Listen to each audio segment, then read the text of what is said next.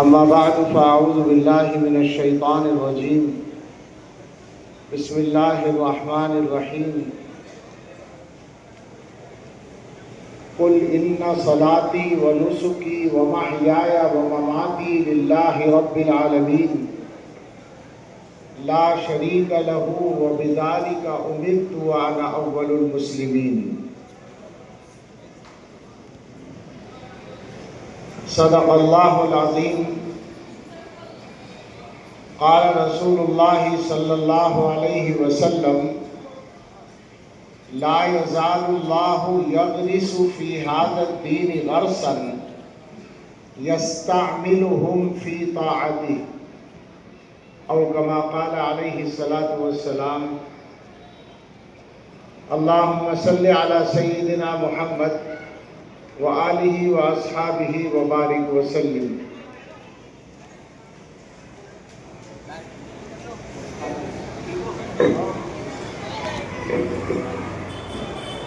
اللہ تعالیٰ کا شکر ادا کرتے ہیں کہ اس مبارک تقریب میں جو کتنے حافظ 64 حفاظ کرام کی دستار بندی کی مناسبت سے منعقد ہو رہی ہے، حاضری کا موقع ملا اور اس مبارک عمل میں شرکت کی سعادت ملی۔ اللہ تعالیٰ اس پورے اجلاس کو ہم سب کے لیے نافع بنا دے۔ جلسہ تو آپ کا مکمل ہو چکا ہے اور 2-3 باتیں ایسی ہیں جن کی وجہ سے لمبی بات کرنے کا موقع نہیں ہے۔ سب سے پہلی بات تو میری اپنی ذاتی کمزوریاں ہیں۔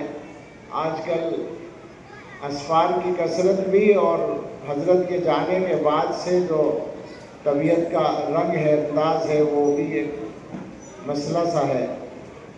اس کے علاوہ جو اصل یہاں کی اعتبار سے میں سمجھتا ہوں وہ یہ ہے کہ ظہر کی نماز کا وقت ہے۔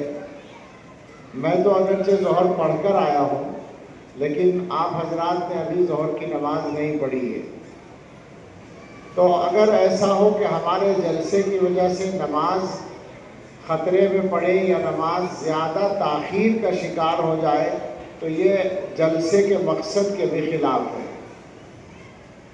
اس معاملے میں چونکہ یہ بات زبان پر آ گئی ہے تو آپ کے یہاں کی وجہ سے نہیں، ابھی تو مجھے ان ذمہ داروں نے اجازت دے دی ہے کہ میں اپنے حساب سے مختصر بات کر سکتا ہوں۔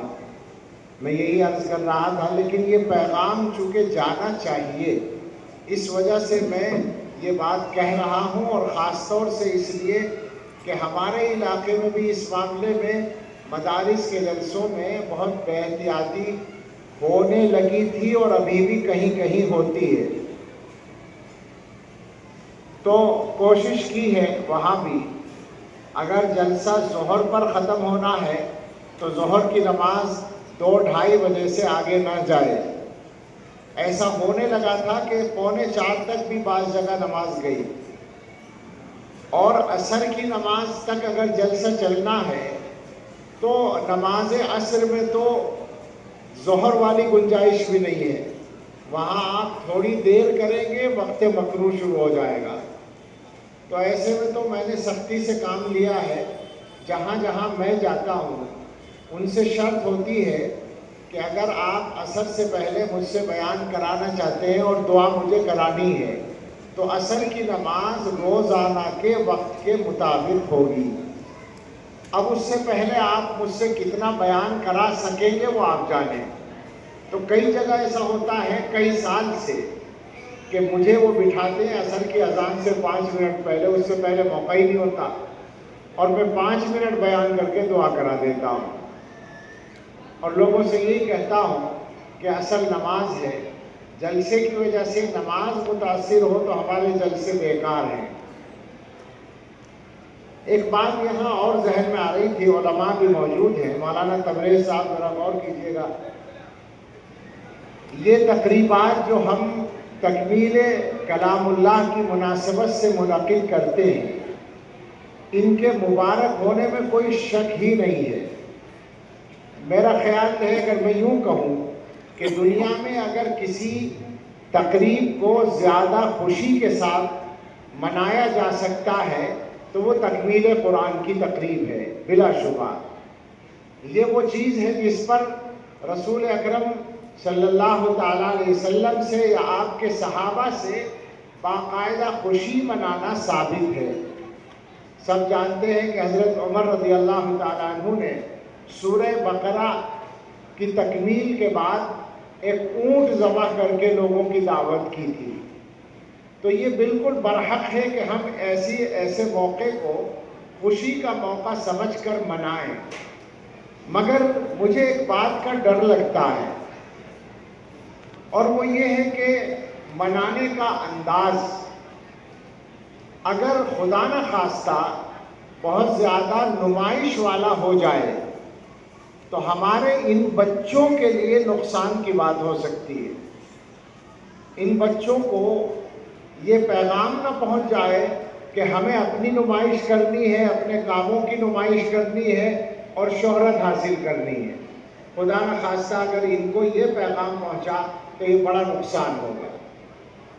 تو تھوڑا سا ہم لوگ ان معاملات میں ایسا محتاط انداز اختیار کرنے کی کوشش کریں کہ خوشی تو اس سے بھی زیادہ منائیں، خوشی تو اس سے بھی زیادہ ظاہر کریں، مگر اس میں شکر کا پہلو غالب ہو، اس میں اللہ تعالیٰ کی حمد و ثنا کا، اللہ تعالیٰ کی نعمت کی عظمت کے اظہار کا پہلو غالب ہو، اور اپنے بارے میں یا بچوں کے جو آج کل کے ماحول کی چیزیں ہیں ان کے اندر مبتلا ہونے کا زیادہ معاملہ نہ ہو۔ یہ میں سمجھتا ہوں کہ شاید یہ ضرورت ہے۔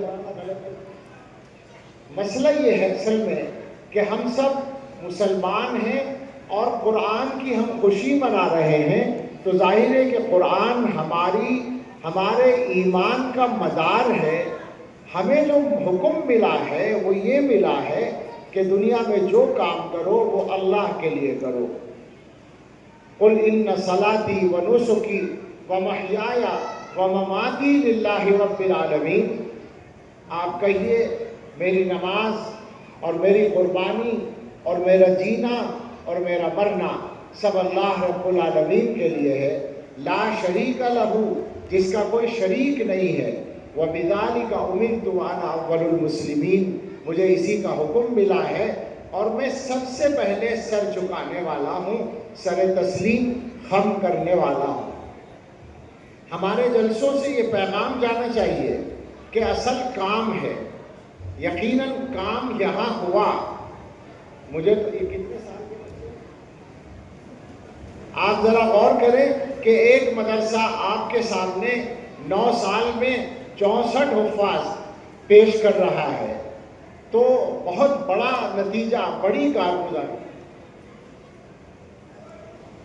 میں پوچھا کہ یہ طلبہ کتنے سال کے؟ 6 سال کے۔ مولانا بتا رہے تھے کہ بعض بچوں نے 11 مہینے میں قرآن حفظ کیا ہے 9 سال کی عمر میں، وہ ایک الگ امتیاز ہے۔ میں تو مدرسے کی بات کر رہا ہوں کہ مدرسے نے 64 حفاظ تیار کر کے مسلمانوں کو دیے ہیں، بہت بڑی کارگزاری۔ اور 5-6 سال میں بتا رہے ہیں اگر 6 سال پر آپ تقسیم کرتے ہیں تو 10-11 ہر سال بنتے ہیں، تو بڑا کام ہے، اور یقیناً یہی اصل کام ہے۔ وَفِي ذَلِكَ فَلْيَتَنَافَسِ الْمُتَنَافِسُونَ، بلا شبہ اس کارگزاری پر بہت زیادہ مبارکباد کے مستحق ہیں مولانا حسین صاحب اور مولانا علیف الرحمان صاحب، جو ذمہ دار ہیں ادارے کے۔ اللہ تعالیٰ ان حضرات کی خدمات میں برکت عطا فرمائے اور ان کے کاموں میں پہلے سے زیادہ ترقی اور پختگی اور قبولیت عطا فرمائے۔ یہاں سے یہ پیغام بھی جانا چاہیے کہ مسلمان اپنی سوچ کا بیلنس یا توازن ٹھیک کرے۔ ہمیں جو حکم ملا ہے وہ یہ ملا ہے کہ دین نمبر 1 پر ہے، دین سے تعلق رکھنے والی نعمتیں، بڑی ہیں اور ان کی اہمیت ذہن میں رکھنا ضروری ہے۔ دو باتیں ہیں، ان کو سمجھ لیں، بالکل احادیث کا موضوع ہے، مضمون ہے۔ ایک تو قرآن کے بارے میں حدیث ہے، رسول اکرم صلی اللہ تعالیٰ علیہ وسلم نے ارشاد فرمایا ہے، من آتاہ اللہ القرآن، جس آدمی کو اللہ تعالیٰ قرآن عطا کرے، ثم علم ان احدا اوتی خیرا منہ، اور پھر وہ آدمی یہ گمان کرے، کبھی بھی اس کے ذہن میں یہ خیال آئے کہ دنیا میں کسی اور کو اس سے بہتر کوئی نعمت ملی ہے، قرآن ملنے کے بعد قرآن والا دنیا کی کسی اور نعمت کو بہتر سمجھے، یہ نہیں چلے گا۔ فرمایا فقد حقر ما عظمہ اللہ، اس نے اس کلام کی توہین کر دی جس کو اللہ نے عظمت عطا کی ہے۔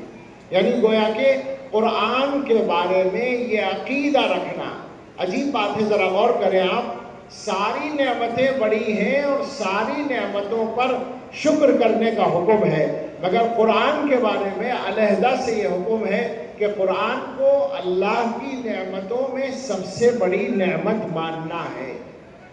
یہ ایک بات ہے۔ اس میں ایک اور چیز شامل کر لیں تو مضمون کو سمجھنا بھی آسان ہوگا اور اپنی زندگی میں اتارنا بھی۔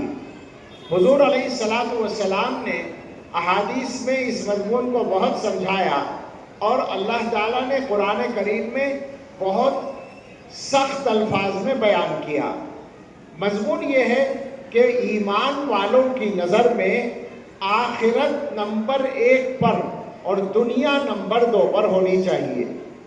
قرآن کریم میں جو میں نے کہا نا سخت لہجہ ہے، قرآن میں باری تعالیٰ نے فرمایا من کان یرید حرث الآخرۃ نزد لہ فی حرثہ ومن کان یرید حرث الدنیا نؤتہ منہا وما لہ فی الآخرۃ من نصیب۔ جو آدمی آخرت کی کھیتی چاہے گا ہم اس کی کھیتی کو بڑھائیں گے، اور جو آدمی دنیا کی کھیتی چاہے گا اس کو دنیا میں سے کچھ دے دیں گے، مگر آخرت میں اس کا کوئی حصہ نہیں ہوگا۔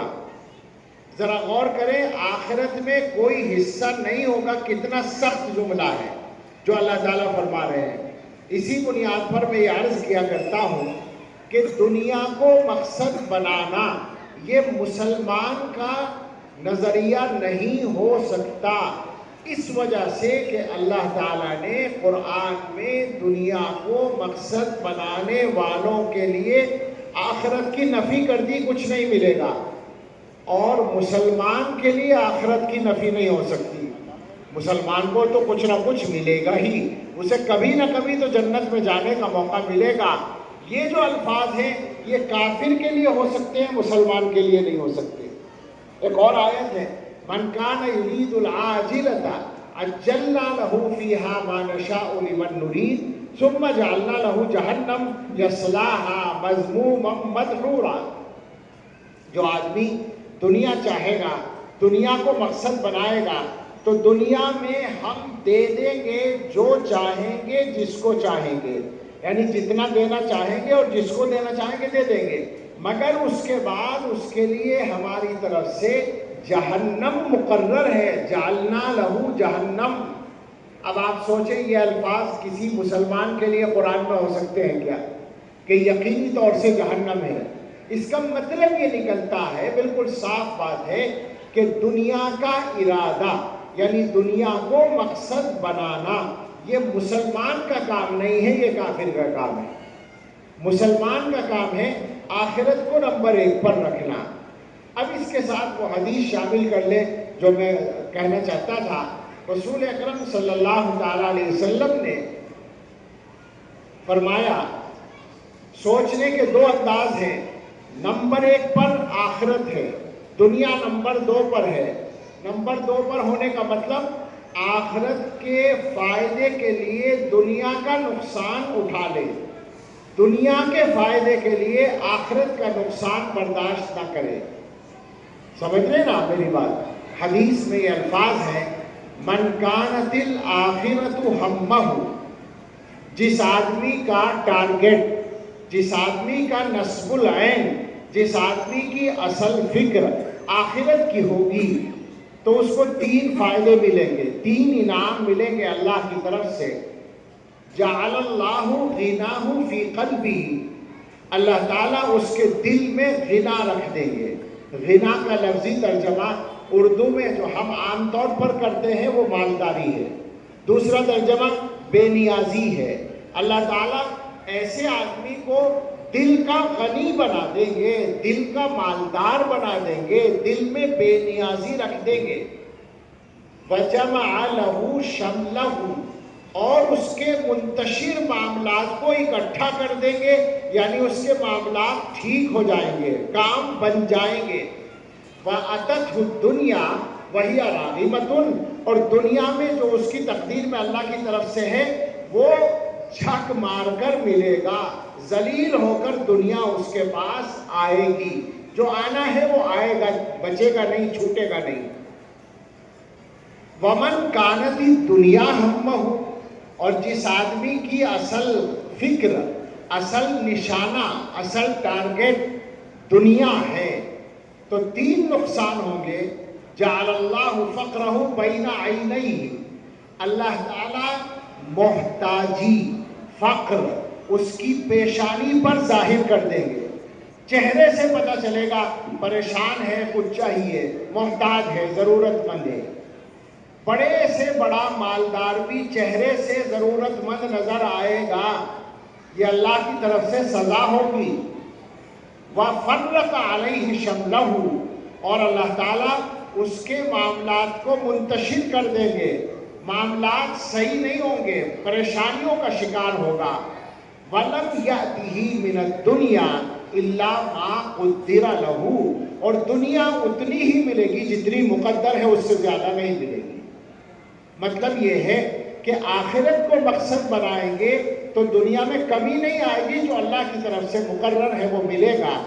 آخرت کو مقصد بنائیں گے تو، اور اگر دنیا کو مقصد بنائیں گے تو دنیا بڑھ کر نہیں ملے گی، آخرت کا نقصان ہوگا۔ یہ اصل پیغام ہے۔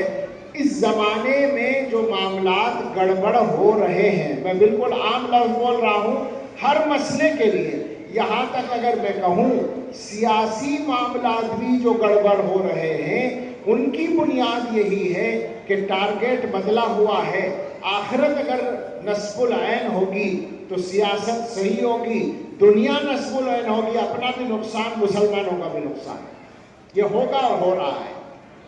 ہر کام میں یہ بات چلے گی، ہر کام میں یہ معاملہ ہوگا۔ خدا نہ خواستہ اگر کوئی آدمی دینی کام کرتے ہوئے یہ نیت کرے گا اور زیادہ بیڑا غرق ہو جائے گا، اس کا عمل اس کے لیے وبال بن جائے گا۔ دین کا کام اللہ کے لیے کرنا تھا، تم نے دنیا کے لیے کیا، اس سے بڑا وبال اللہ کے یہاں اور کوئی نہیں، وبال کا سبب بہت بڑی مصیبت ہے۔ ہم لوگوں کو تھوڑا سا سمجھ کر بدلنا چاہیے اپنے آپ کو، اپنی کیا کہیں گے اس کو، ترجیحات۔ آج کل یہ لفظ چلتا ہے کہ کیا کہتے ہیں، پرائرٹی انگلش میں، جی ترجیحات، ہاں پرائرٹی، ترجیحات، پہلے کیا چیز ہے اس کو ٹھیک کریں گے تو معاملات ٹھیک ہوں گے۔ یہ بات طے کر لیں ہم سب، اصل آخرت ہے، نمبر 1 پر آخرت ہے، آخرت کے فائدے کے لیے کام کرنا ہے۔ اور اگر دنیا کا فائدہ ہے، آخرت کا نقصان ہے تو چھوڑ دینا ہے، چاہے دنیا کا کتنا ہی بڑا فائدہ ہو۔ آخرت کا نقصان نہیں ہے تو دنیا کا فائدہ اٹھانے کی گنجائش ہے، اٹھا سکتے ہیں۔ یہ اپنا نظام اگر ہم نے بنا لیا تو ہمارے بہت سارے معاملات ٹھیک ہو جائیں گے، ورنہ قدم قدم پر مصیبتیں کھڑی ہوئی ہیں، صاف بات ہے، بالکل ہر میدان میں کھڑی ہیں، آپ مشاہدہ کر رہے ہیں، اور جتنا وقت آگے بڑھ رہا ہے وہ ہمارے سامنے ہے۔ ایک حدیث اور جی چاہتا ہے سنا دی جائے اور اس کے بعد بات ختم کریں۔ حضرت عبداللہ ابن عباس رضی اللہ تعالیٰ عنہما کو رسول اللہ صلی اللہ تعالیٰ علیہ وسلم نے باقاعدہ مخاطب کر کے فرمایا، یا غلام، اے لڑکے، اعلمک کلمات، تمہیں کچھ باتیں سکھاتا ہوں۔ بعض جگہ غالباً یہ لفظ ہے کہ تمہیں اللہ فائدہ دے گا۔ فرمایا احفظ اللہ یحفظ کا، پہلا جملہ احفظ اللہ یحفظ کا، اللہ کے نام کی حفاظت کرو، تمہیں اللہ تمہاری حفاظت کرے گا۔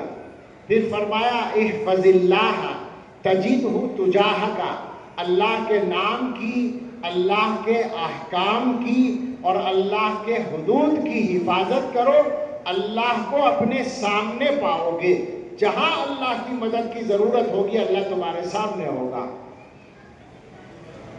اذا سألت فاسأل اللہ، جب کچھ مانگنا ہو تو صرف اللہ سے مانگو۔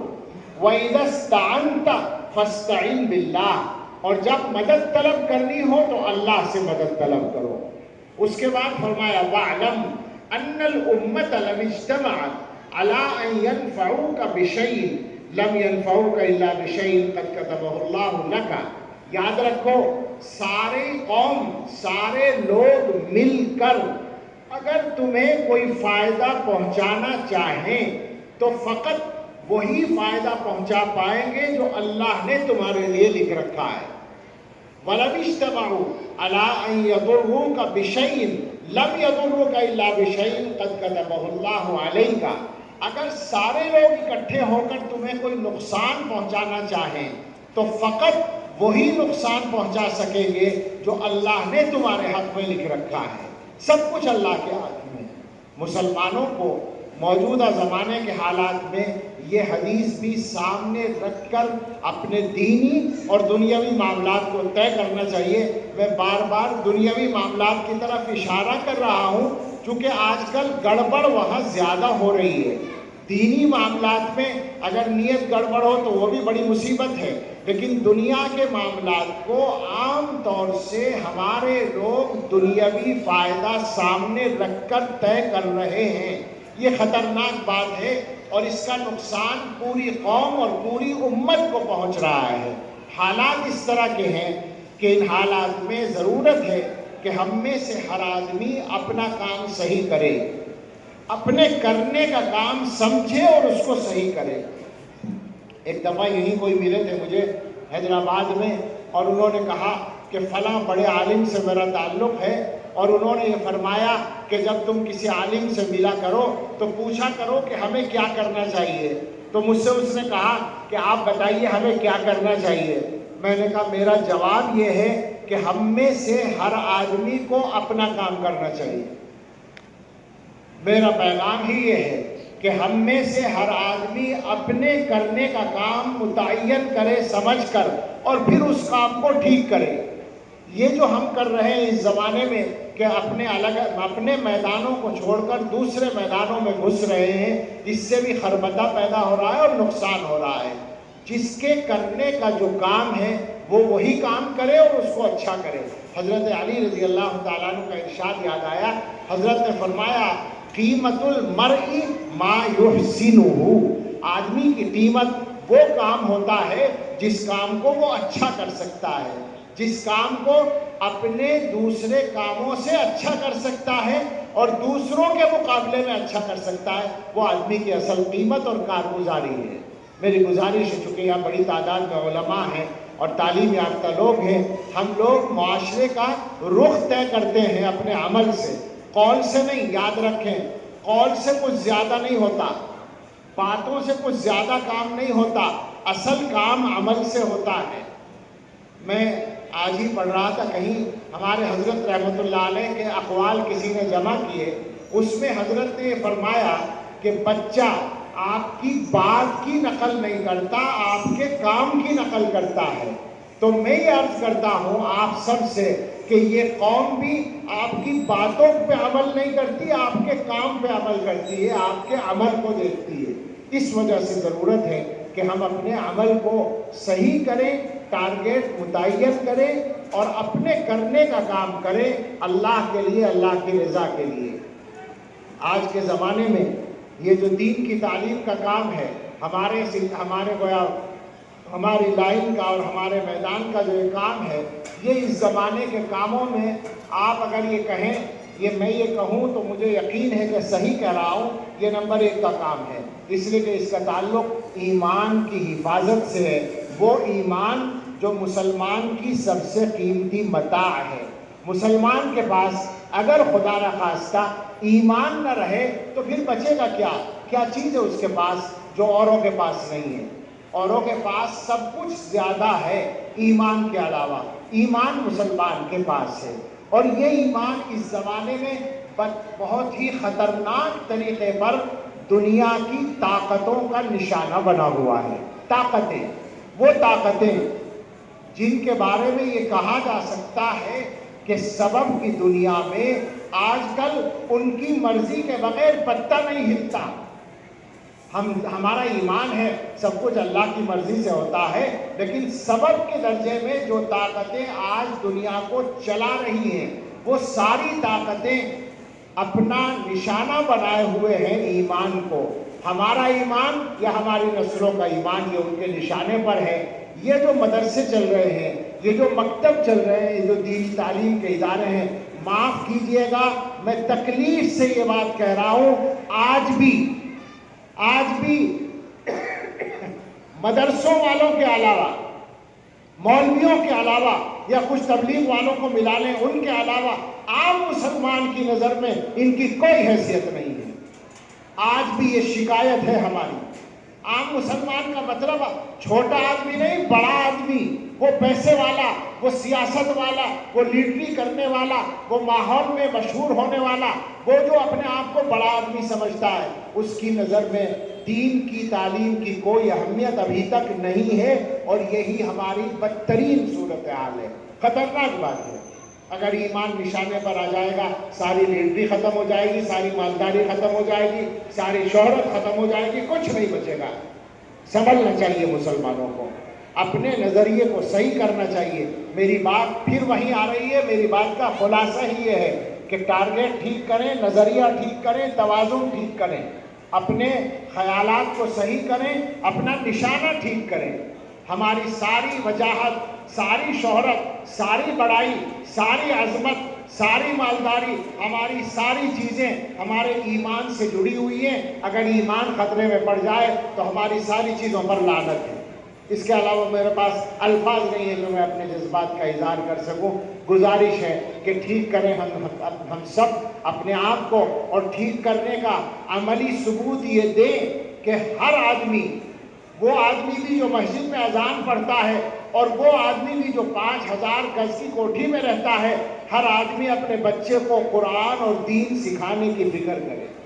ضرورت اس کی ہے، یہ تقاضا ہے وقت کا، اور ان پروگراموں کا یہی پیغام اگر لوگوں کی سمجھ میں آ جائے تو ہم سمجھیں کہ بات وصول ہو گئی۔ اللہ تعالیٰ اپنا فضل فرمائے، ہم سب کو صحیح باتیں سمجھنے کی اور ان کو زندگی میں عملاً اتارنے کی توفیق دے، اور اس مدرسے کی خدمات کو اللہ قبول فرمائے اور برکتیں اور آسانیاں عطا فرمائے۔ آمین۔ وآخر دعوانا ان الحمد للہ رب العالمین۔